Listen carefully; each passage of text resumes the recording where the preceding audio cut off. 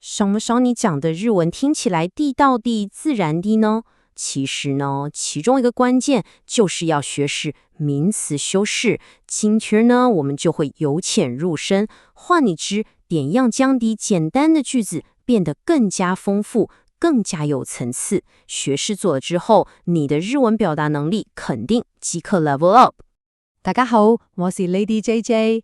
喺跟住落嚟呢幾分鐘，我會同大家一齊拆解日文名詞修飾嘅奧秘，將啲睇落好複雜嘅文法，用最簡單直接嘅方法講清楚。準備好未啊？我哋即刻開始啦！我想大家學粵文嘅時候，好多時都會卡喺呢個位。你想形容一樣嘢，但係又覺得淨係用一個形容詞，好似愛式 ramen 咁，實在係太單調啦，好似講唔出心入面諗性嘅嘢。咁可以點算好呢？好，無戲精，我們就由最基本的工具開始學起啦。這個工具就是助詞 no， 它的作用很簡單，就是用來連接兩個名詞，幫你想形容的嘢加多點細節。喺日文文法裏面呢 no 係屬於一種叫做格助詞嘅嘢，讀音係格固造詞。佢最主要嘅功能就係用嚟表示擁有權，或者將兩嚿有關嘅名詞黐埋一齊。其實就好似我哋中文講嘅得一樣，好易明啫。嗱，我哋睇下第一個例子。如果你想講我嘅啲支點，日文就係私の支所。你睇呢度嘅 no 就將私即係我同埋支所即係字典連接起身。好清楚咁表達咗呢本字典係屬於我嘅。我哋先睇多個例子，先生の辞書，意思就係老師嘅字典。呢個例子就話俾我哋知 no 唔單止可以用喺代名詞後面，亦都可以用嚟連結兩個名詞，用法真係好靈活。呢度有個幾得意嘅地方要留意下，當兩個名詞嘅關係好密切，甚至變做一個好常用嘅配搭嘅時候，中間個 no 其實係可以唔要噶。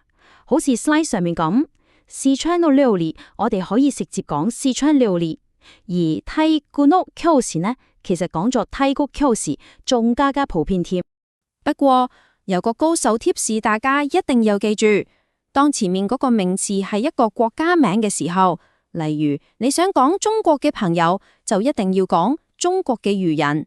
呢度嗰個 no 係絕對唔可以省略噶，呢個係好多初學者都會唔小心犯錯嘅地方，大家要特別留意啦。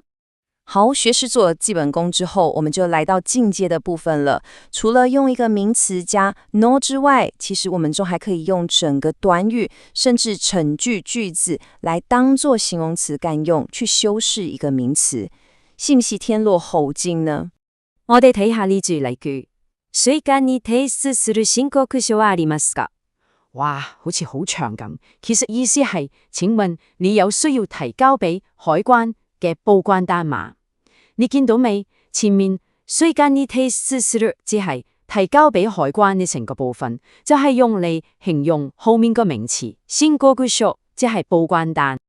好，我哋嚟拆解下呢句嘢嘅結構啦。你睇 slide 上面第一點，水間に提出就係修飾名詞嘅嗰個短語。第二，申告書先至係成句嘢正正嘅主語，跟住個哈就係表示主題嘅助詞，而最後嘅ありますか就係動詞部分，問有冇。咁樣一拆開，個結構係咪即刻清晰晒呢？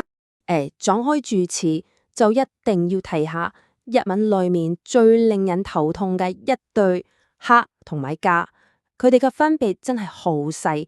但係一旦用錯咗，就會令成句說話嘅意思變得好奇怪。我哋即刻嚟睇下點樣分清楚佢哋。好，問題嚟啦，點解お昼ご飯がもう食べましたか？呢句嘢係錯嘅啦。字面上睇好似冇乜問題喎，都係問食咗午餐未？但係其實喺文法上係一個大錯特錯嘅講法。大家可以停一停，諗下點解先。哈哈，呢個解釋真是非常之生動。如果你講お昼ご飯が，聽喺日本人耳中，就好似有一隻叫做午餐先生的神秘怪獸做咗食嘢呢個動作咁，係咪好搞笑呢？呢個就係用錯注釋嘅後果啦。所以呢，要避免創造出午餐先生呢啲咁嘅嘢，最關鍵嘅就係要記住，哈係用嚟標示整句說話嘅主題，即係 topic， 而加先至係標示動作嘅主語，即係 subject。喺你食咗午餐未呢句說話裏邊，午餐係我哋傾緊嘅主題，而唔係執行食呢個動作嘅人，所以呢，一定要用哈先至啱。我哋翻去頭先海關報關嗰個例子，記住哈係主題，加係主語。如果我想強調整個對話嘅大主題係你，我就可以講あなたは申告書がありますか？呢度あなた係大主題，所以用哈，而申告書係存在你個動作嘅主語，所以理論上要用加。雖然有啲複雜，但係記住個原則就得。當然啦，平時講嘢あなたは好多時都會省略咗噶啦。好，講咗咁耐，我哋嚟快速總結一下，睇下今日你個日文工具心裏面新添咗邊幾樣咁實用嘅工具啦。總結一下我哋今日嘅日常工具箱。第一，我哋學識咗用 no 去連接兩個名詞。